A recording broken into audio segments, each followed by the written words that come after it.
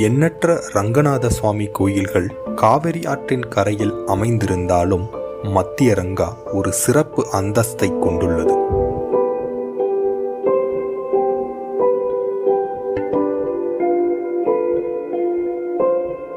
காவிரி ஆற்றின் கரையில் அமைந்துள்ள மற்ற 2 ரங்கநாத சுவாமி கோயில்கள் ஸ்ரீரங்கப்பட்னா மற்றும் திருச்சி ஸ்ரீரங்கம் ஆகும்.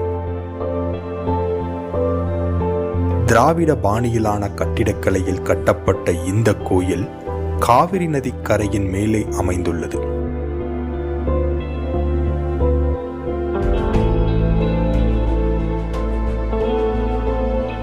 ரங்கநாதரின் 3 வடிவங்களில் இங்குள்ள தெய்வம் மனிதனின் இளமை வடிவத்தை பிரதிநிதிப்படுத்துவதாக நம்பப்படுகிறது.